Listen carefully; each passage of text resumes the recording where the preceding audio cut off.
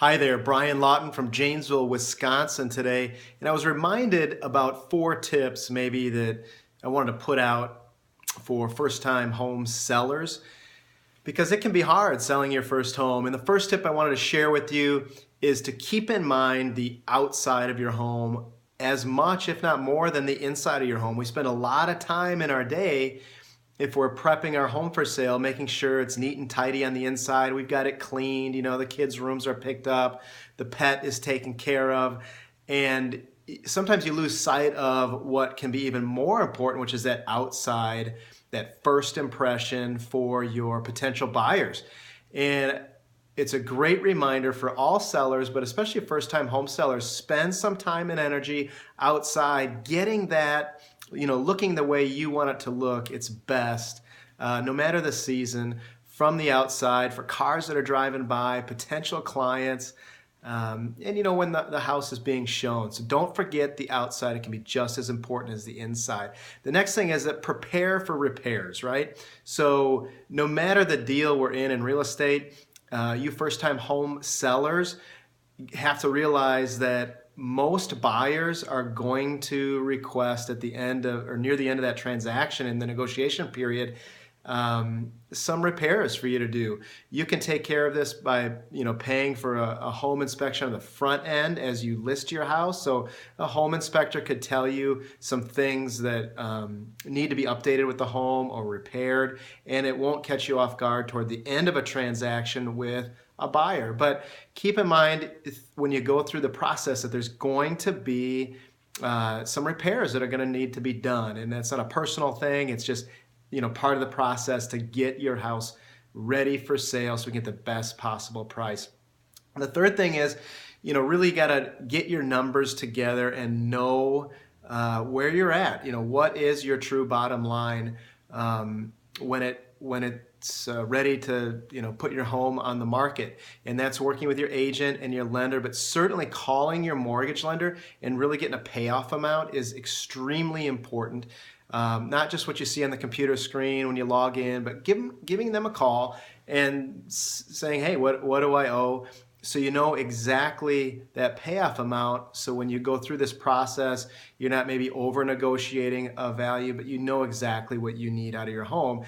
And carry that a step further, if you're gonna sell this home and go into a new home, work with your lender also, what is it going to take to close that next deal, right? So focus on both of those, not only selling, but buying your next house if that's what's happening in this transaction. So knowing your numbers is extremely important. Your lender can certainly help you, and your real estate agent as well. And speaking of real estate agents, know your real estate agent, right? This is a person you need to trust.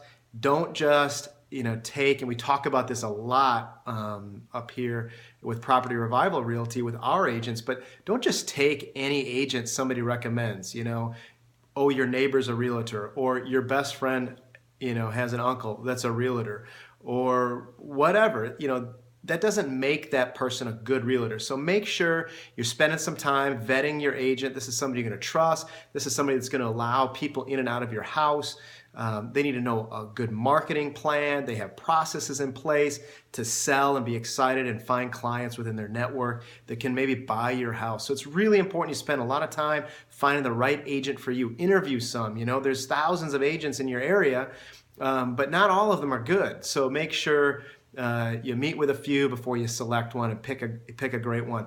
And then you want to prepare the house. The last tip I would tell you, prepare the house for showings. We all work. We've got children, we've got pets. Not all showings are going to give you, a lot of lead time to prepare your home to be shown. So what we recommend here is make sure you've got some areas of your home you've designated, just for that quick cleanup during this home sale process, right? So you might only get 4, 6, 8, 10 hours notice for a showing. So do you have some drawers that you can empty out to clear some clutter in the bathroom or in the kitchen, or a space in a closet or under a sink where you can put baskets or boxes or something and just kind of throw stuff to be ready for those showings, and that'll just kind of make your life easier through this already stressful process of allowing people in and out of your house. But again, you find a good real estate agent and they can help you through that process. So I think there's 4 good tips just for those first-time home sellers. The outside is just as important. Prepare for those repairs because your buyer is going to ask for some at the end of this transaction for sure. Know your numbers, work with your lender, work with your agent on that, and then prepare for those showings, especially those short notice showings. Thanks for listening. Again, I'm Brian Lawton, and we'll see you next time.